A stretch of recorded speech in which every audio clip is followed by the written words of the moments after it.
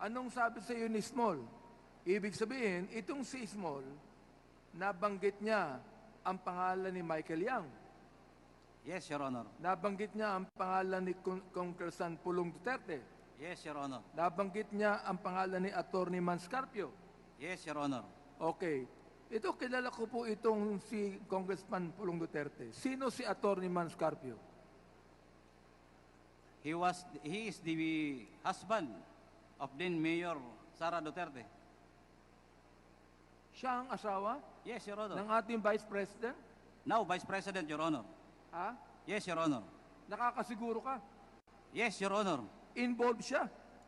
Yes, Your Honor. Under oath ka? Opo, Your Sir Honor. Guban? Oo. Matindi itong ina-accuse mo sa mga malalaking tao. Naunawaan mo ba ako? Opo, Oo. Your Honor. So, siya ang naatasan na mag-facilitate ng mga release ng shipment nila sa customs. Sa pagkakaalam mo, ano po ba ang business nila? Business ni Small, business ni Michael Yang, business ni Congressman Pulong, at business ni Manscarpio. Importation po. Importation, Yes, Your Honor. but not necessarily drugs. Generalized, Your Honor. Pero according to our reports, may palaman na drugs. At yung iba ay may drugs. Uulitin ko, nabanggit mo dito na mayroong shipment sila Michael Yang, Pulong Duterte, at Atty. Manscarpio, at trabaho ni Small ang mailabas ito mula sa customs. Kanino nakapangalan ang mga shipments na ito? Your Honor, marami pong consignees, yung mga missing containers.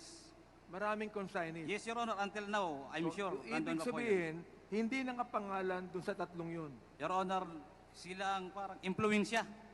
Hindi naman sila naglalakad. Kung sila ang nag-impluensya, kung sino ang dapat kausapin, sila magsasabi. So, ibig sabihin, hindi ka nakakasiguro sa testimony ni Small na ang may-ari ng shipment ay yung tatlong nabagit mong pangalan.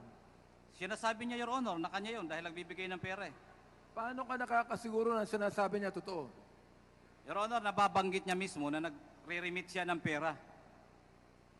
Ano yun? Ano yun? Nagre-remit siya ng pera Nagre-remit siya ng pera kanino? kay Pulong at Mans.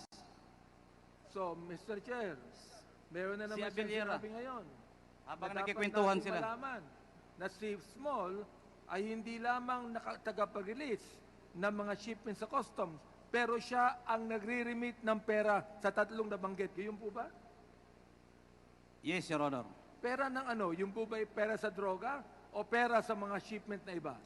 Halo na po, pera sa shipment na lumalabas, yung mga nawawalang container, may regular, then kasama na sa Pero nakakasiguro ka, eh yung shipment na yan na dumating na nakita mo, merong shabu.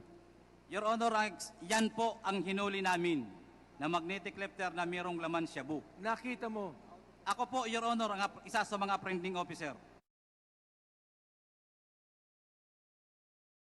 Nakita mo yung shabu. Yes, Your Honor.